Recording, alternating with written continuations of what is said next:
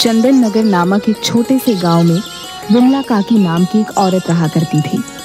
उसकी बबली नाम की बहू थी जो बहुत ही सीधी और सांवली थी, जिसकी वजह से विमला काकी उसे बिल्कुल भी पसंद नहीं किया करती। एक दिन विमला काकी अपनी झोपड़ी में आराम से खर्राटे लेकर सो रही होती हैं। तभी अचानक एक कांच की बोतल की गिरने की आवाज आती है और विमला काकी की अचानक से आंख खुल जाती है। अरे अरे, अब क्या हो गया? अब न जाने इस बबली बहू ने क्या तोड़ दिया। हाय, चलकर देखूं तो सही। जिसके बाद विमला काकी रसोई में जाती हैं और देखती हैं कि उसकी बहू टूटी हुई अचार की कांच की बोतल के पास खड़ी है और उसके हाथ में कुछ अचार के टुकड़े हैं जिसे बबली बड़े मजे से खा रही होती है। अरे वाह वाह, कितना स्वादिष्ट और मजेदार अचार है। हाँ वाह वाह, बड़े मजे का है। लेकिन अब माँ जी तो मुझे बहुत गुस्सा करेंगी। मुझसे तो पूरी अचार की बोतल ही टूट गई। अब मैं क्या करूँगी? अरे अरे बबली बहू, ये क्या किया तूने?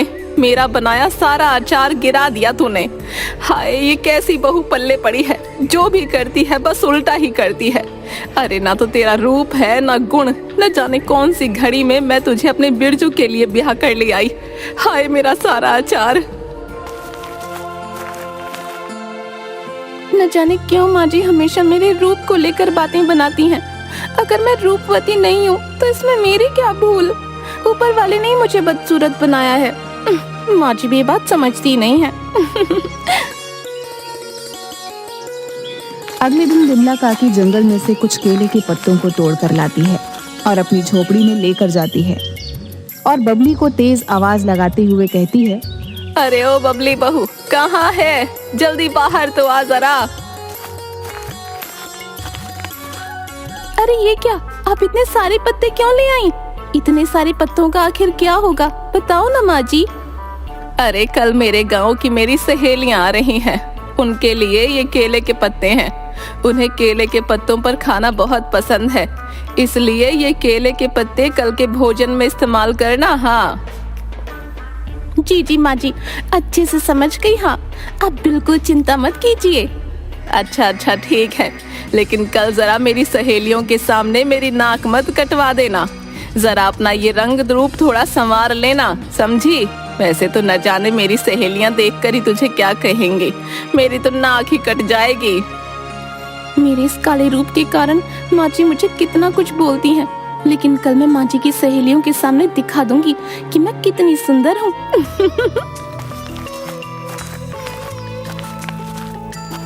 अरे अरे, आओ आओ, आ गई तुम दोनों।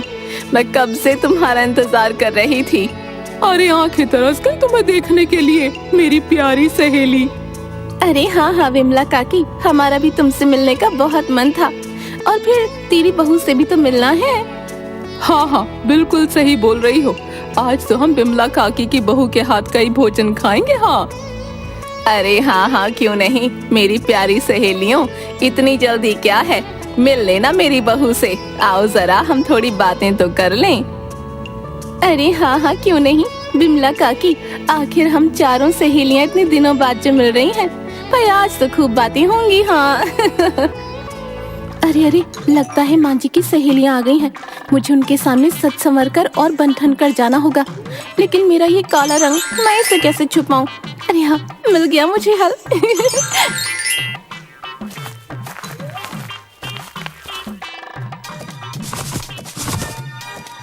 ओ बबली बहू, जरा बाहर तो आ, देख तो कौन आया है। तभी बबली बाहर सबके सामने जाती है।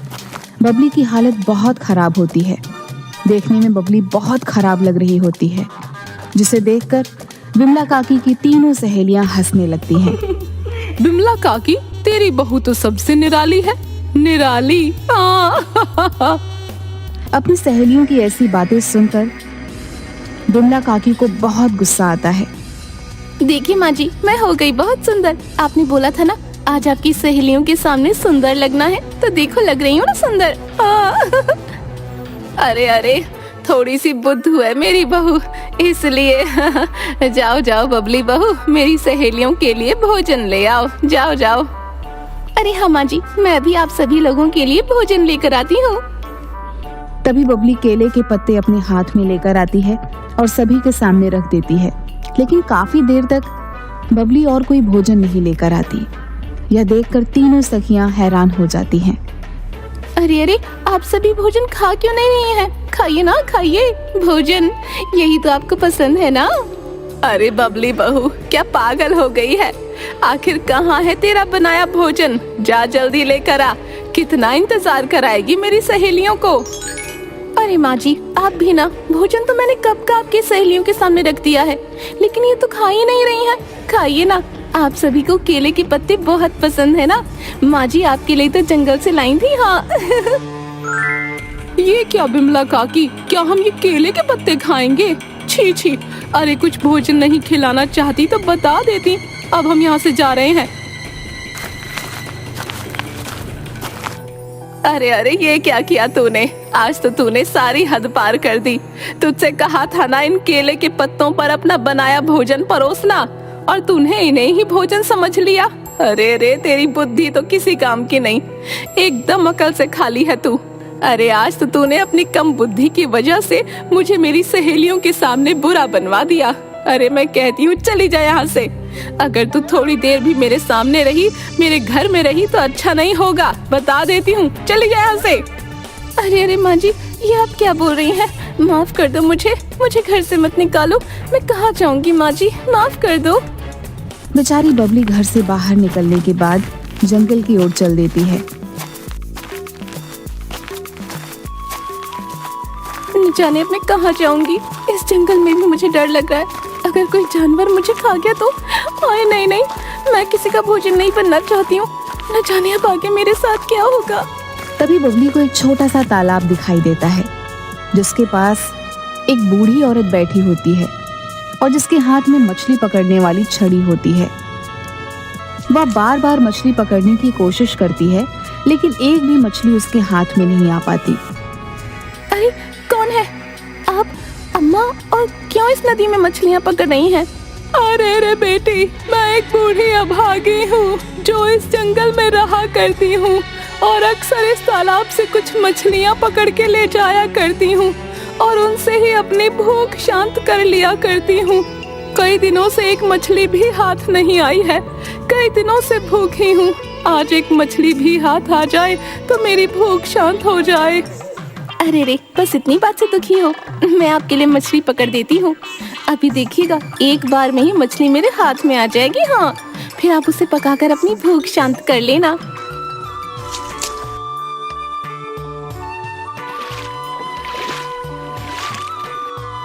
अरे अरे, ये देखिए माँ जी, मैंने कहा था ना, देखिए कितनी सारी मछलियाँ हैं। देखिए देखिए। अरे वाह वाह बेटी, ये तो सच में कितनी सारी मछलियाँ हैं।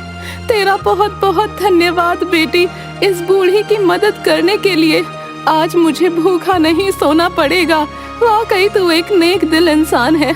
अच्छा, अब मैं चलती हूँ। ठीक है अम्मा, अब तुम जाओ और इन मछलियों से अपनी भूख शांत करो। हाँ हाँ बेटा, जाती हूँ। सदा सुखी रहो तुम। बाकी सब माया है, सब माया। जिसके बाद वह बूढ़ी वहां से चली जाती है और थोड़ी दूर जाती ही गायब हो जाती है।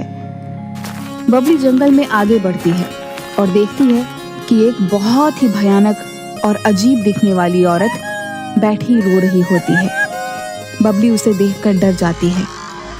अरे कौन हो तुम? रो क्यों रही हो? और तुम देखने में इतनी भयानक क्यों हो? क्या तुम मनुष्य नहीं हो? मुझे बहुत डर लग रहा है।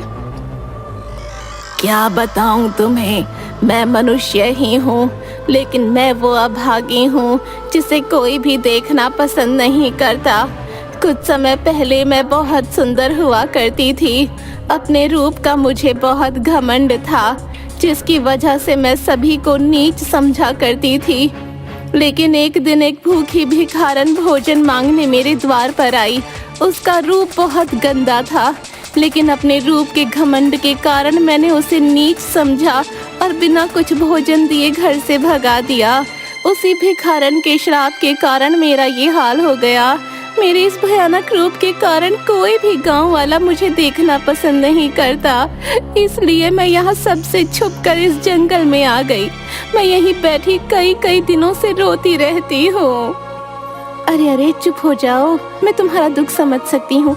मेरे भी काले रूप के कारण मेरी माँ जी ने मुझे घर से निकाल दिया।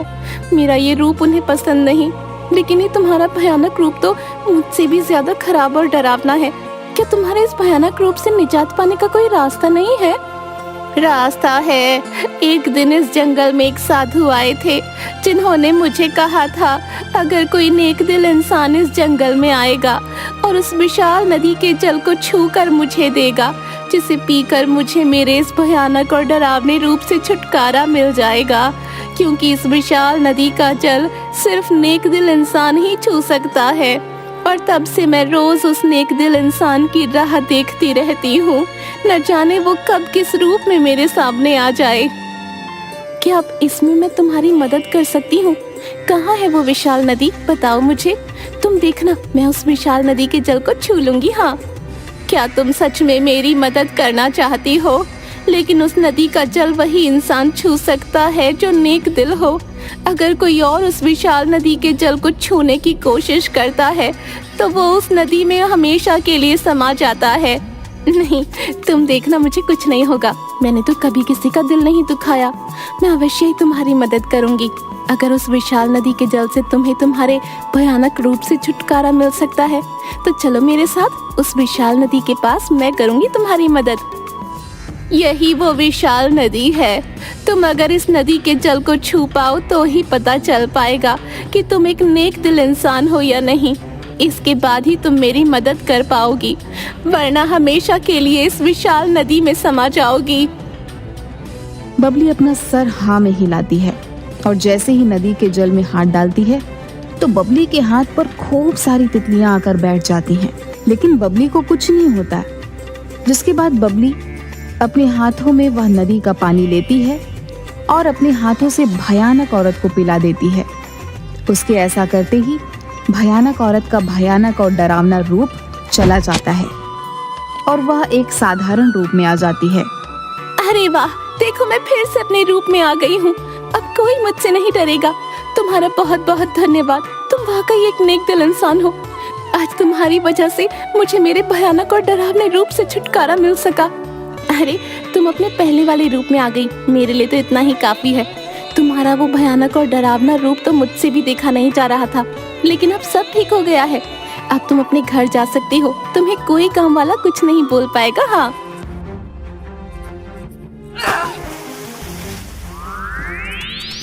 अरे कौन हो तुम और यहाँ इस नदी में क्या कर रहे हो? तुम देखने में बहुत ही भयानक हो। मुझे कुछ मत करना। हाँ, मैंने कुछ नहीं किया, छोड़ दो, मुझे जाने दो। अरे अरे बबली बेटा, तुम डरो मत, मैं तुम्हें कुछ नहीं करूँगा। ये एक जादुई नदी है जिसका स्वामी मैं हूँ। इस जंगल में वही इस जादुई नदी के जल को छू सकता है जिसका हृदय नेक और कोमल होता है। तुमने इस नदी के जल से जिस भयानक औरत की मदद की वो और कोई नहीं बल्कि मैं ही था। वो मेरी ही माया थी जो तुम्हारी परीक्षा ले रही थी। मैं तुमसे बहुत प्रसन्न हुआ। बताओ तुम्हें मुझसे क्या चाहिए? मैं तुम्हारी इच्छा जरूर पूरी करूंगा। अरे, क्या आप सही बोल रही हैं? अरे, मुझे तो यकीन ही नहीं हो रहा। मैं आपसे ज्यादा तो कुछ नहीं चाहती हूँ। मेरी सबसे बड़ी समस्या मेरा ये काला और भद्दा रूप ही है, जिसकी वजह से मुझे लोगों की बातें सुननी पड़ती हैं और इसकी वजह से ही मेरी सास ने मुझे घर से निकाल दिया। अब आखिर मैं क्या करूं, कहाँ जाऊं? मेरी सहायता कीजिए। ओह अच्छा, तो ये बात है। ठीक है बबली, तुम रुको जरा, तुम्हारी ये परेशानी अभी हल किए देता हूँ बेटी। देखो बबली, अब तुम सबसे सुंदर हो गई हो। तुम्हें अब कोई भी कुछ नहीं कह पाएगा। जाओ, अब तुम अपने घर जाओ, सदा सुखी रहो। अरे बाबा, मैं तो बहुत सुंदर हो गई, बहुत ही सुंदर। अब कोई चाहकर भी मेरे रूप को नहीं कोस पाएगा और माँ जी तो मेरा ये रूप देखकर बहुत खुश हो जाएंगी। आपका बहुत बहुत धन्यवाद। अच्छा, अब मैं चलती हूँ। हाँ। जिसके बाद बबली अपने घर जाती है जहाँ पर उसकी सास बैठी रो रही होती है। बबली को देखते ही वह खुश हो जाती है। अरे बहू, आ गई तू। कहाँ चली गई थी? मैंने कितना ढूंढा तुझे, बता कहाँ गई थी? और ये क्या बबली बहू, तेरा तो पूरा रूप ही बदल गया। आखिर ये सब हुआ कैसे, बता मुझे। हाँ देखिए ना माँ जी, अब मैं कितनी सुंदर हो गई हूँ। आपको मुझसे अब कोई शिकायत नहीं होगी। हाँ देखिए तो जरा अब मैं कितनी सुंदर हो गई हूँ, देखिए देखिए। और ये सब उस विशाल नदी के कारण हुआ। अरे क्या बोल रही है बबली बहू, विशाल नदी? क्या सच में किसी विशाल नदी के कारण तुझे सुंदर रूप मिला? हाँ माँ जी, विशाल नदी, ये सब उसके ही कारण हुआ। अरे क्या तू सच बोल रही है? अरे वाह बहू, मैं तुझ जैसी बहू पाकर धन्य हो गई। लेकिन बहू, अब मुझे तेरे रंग रूप से कोई फर्क नहीं पड़ता। तेरे जाने के बाद मुझे एहसास हुआ कि तू वाकई कितनी अच्छी है। तेरा दिल एकदम साफ है और नेक है। कितना कुछ सुनाया मैंने, मुझे माफ कर दे बहू। नहीं नहीं माँ जी, आप चुप हो जाइए, मैंने आपको माफ कर दिया। आप मेरी विमला काकी हैं, इसलिए मैं आपसे कभी नाराज नहीं हो सकती हूँ। हाँ